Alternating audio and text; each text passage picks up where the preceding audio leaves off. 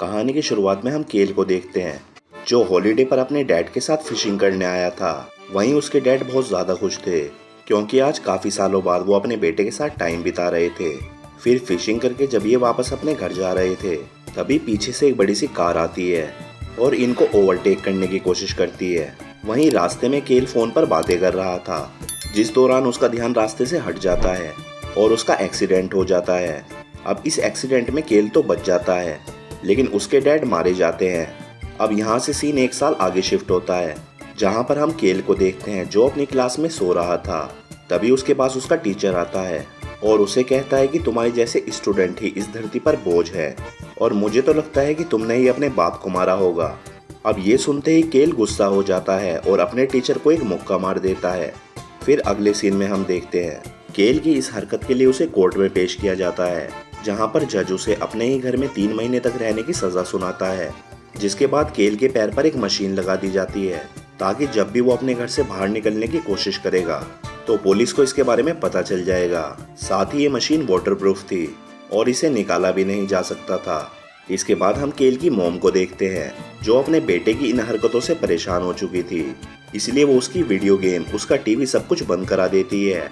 अब ऐसे ही 2 दिन बीत जाते हैं और केल के पास करने के लिए कुछ नहीं होता।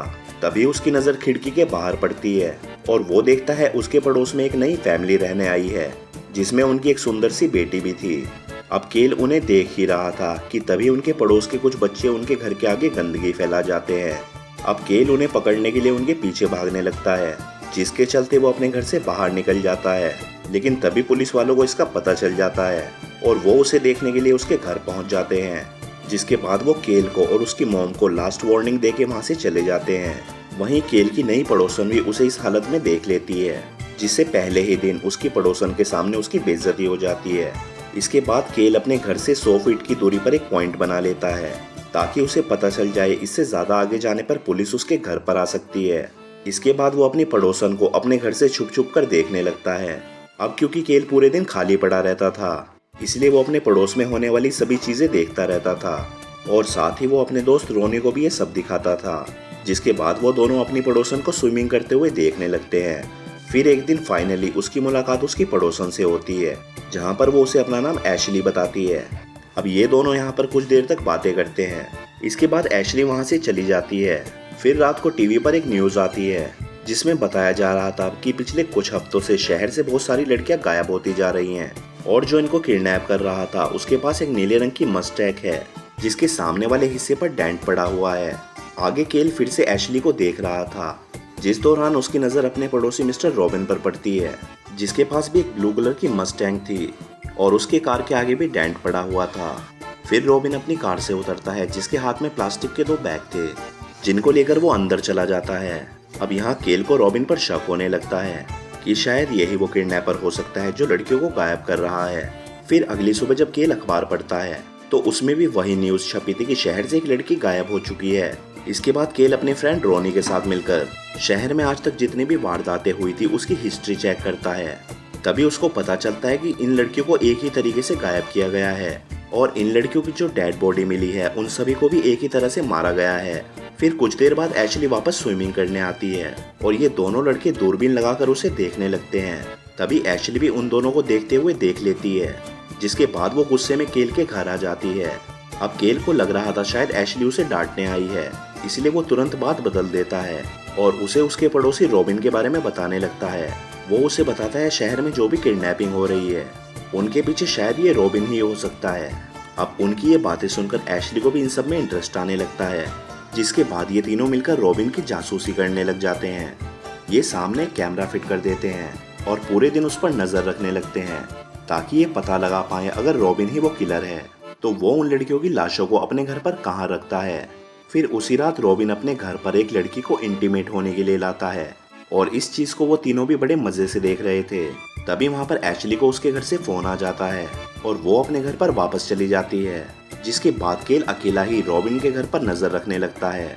तभी वो देखता है कि जो लड़की रॉबिन के साथ इंटीमेट हो रही थी वो उससे बचकर भाग रही थी और हेल्प के लिए चिल्ला रही थी। लेकिन तभी वहाँ केल से गलती से कैमरे का फ्लैश चल जाता है और उसकी फोटो क्लिक हो जाती है। अब रॉबिन भी उस फ्लैश को देख लेता है, जिसके बाद वो उस लड़की को वहाँ से जाने देता है। फिर अगले दिन रॉबिन केल के घर पर आता है क्योंकि वो उसकी मॉम को सुपरमार्केट से उसके घर पर ड्रॉप करने आया था। फिर रॉबिन केल को इनडायरेक्टली धमकी देता है कि उसने अपना अगला शिकार चुन लिया है और वो है केल की मॉम बारबरा, जो कहकर वो वहाँ से चला जाता है। अब केल ये सारी बातें जाकर एशली को बता देता है, लेकिन एशली उसकी बातों पर ज्यादा ध्यान नहीं देती क्योंकि आज उसने अपने घर पर एक पार्टी रखी थी और उसके मॉम डैड भी आज घर से बाहर थे। इसके बाद एशली कई लड़कों को अपने घर पर बुलाती है और उनके साथ पार्टी करने लगती है। वहीं केल अपनी सजा के चलते उस पार्टी में नहीं जा सकता था, इसलिए उसे बहुत बुरा लगता है। इसके बाद पता नहीं केल को क्या होता है, वो अपने घर के बाहर जोर जोर से म्यूजिक बजाने लगता है जिससे एशली की पार्टी खराब हो जाती है। फिर जब एशली गुस्से में केल से बात करने के लिए उसके घर पर आती है, तभी केल उसकी तारीफ करने लगता है और उसे इनडायरेक्टली प्रपोज कर देता है। अब ये सुनकर एशली को भी बहुत अच्छा लगता है, जिसके बाद वो दोनों किस करने लगते हैं। लेकिन वहीं दूसरी तरफ रॉबिन अपने घर पर एक लड़की को लाता है और उसे मार डालता है। इसके बाद वो उसे अपने बैग में बंद करता है और अपने गैरेज में ले जाता है।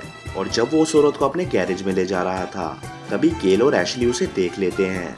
जिसके अगले दिन रॉबिन जब सुपरमार्केट में जाता है तो वहीं एशली भी होती है जो उस पर नजर रखी हुई थी। और वहीं बाहर उसका दोस्त रोनी केल के कहने पर रॉबर्ट की कार से उसके गैरेज का कार्ड निकाल लेता है। उधर शॉपिंग करने के बाद रॉबिन एशली की कार में आ जाता है और उसे कहता है कि तुम मेरे मामले से दूर रहो, नहीं तो तुम भी मरोगी, जो कहकर वो वहाँ से चला जाता है।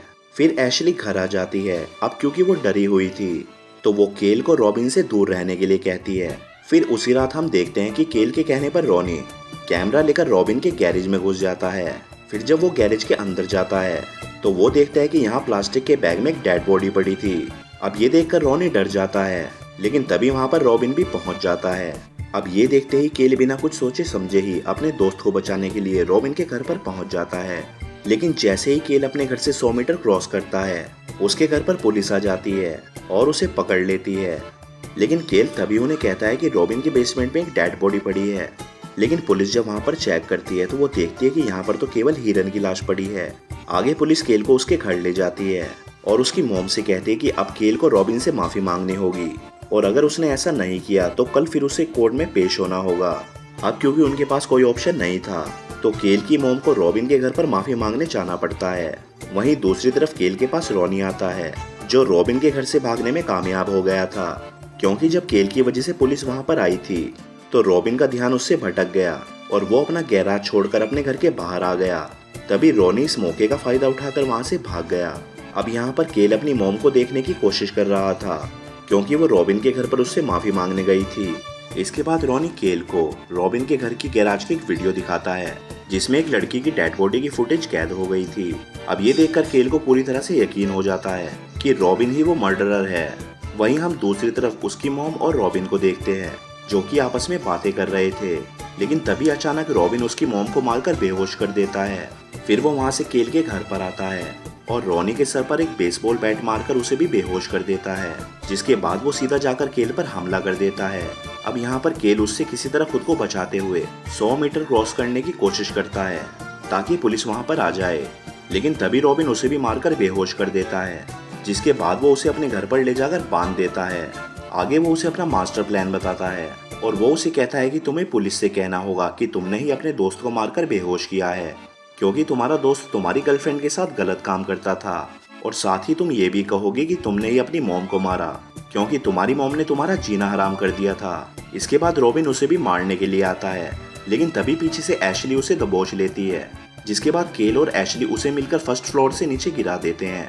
इसके बाद वो दोनों एक कमरे में जाकर छुप जाते हैं, लेकिन तभी रॉबिन वहां पर भी पहुंच जाता है और दरवाजा तोड़ने लगता है। इसके बाद वो दोनों बचने के लिए ऊपर से पूल पर कूद जाते हैं, लेकिन क्योंकि केल को अपनी मॉम को भी बचाना था तो वो वापस रॉबिन के घर पर चला जाता है। वो अंदर जाता है और देखता है कि यहाँ पर हर जगह लाशें ही लाशें बिछी हुई हैं, जिसमें कुछ दीवारों पर थी और कुछ बेसमेंट में। अब क्योंकि केल 100 मीटर क्रॉस कर चुका था तो पुलिस भी उसे ढूंढते ढूंढते वहाँ पर पहुँच जाती है। तभी केल वहाँ पर देखता है कि रॉबिन ने कुछ बॉडीज को फ्रिज में जमा किया हुआ था। इसी दौरान वहाँ पे उसे एक सीक्रेट रूम मिलता है, जिसके अंदर वो अपनी मॉम को ढूंढने चला जाता है। वहीं रॉबिन के घर पर पुलिस पहुंच जाती है, लेकिन तभी वहां पर रॉबिन पहुंच जाता है और उस पुलिस वाले की गर्दन मरोड़कर उसे मार डालता है और केल को ढूंढने के लिए निकल पड़ता है। वहीं केल को उसकी मॉम मिल जाती है और वो उन्हें छुड़ाने लगता है, लेकिन तभी पीछे से रॉबिन आ जाता है और उन्हें रोकने लगता है और तभी केल की मॉम उसके पैर पर चाकू घुसा देती है। इसके बाद केल एक ग्रास कटर लेकर रॉबिन के पेट में घुसा देता है, जिससे वो वहीं पर मारा जाता है और केल अपनी मॉम को लेकर वहां से बाहर आ जाता है। और इसी दौरान वहां पर और पुलिस वाले भी पहुंच जाते हैं और फिर वो केल के पैर से उस मशीन को हटा देते हैं और केल की सजा पूरी कर दी जाती है, क्योंकि उसी की वजह से एक सीरियल किलर मारा गया था।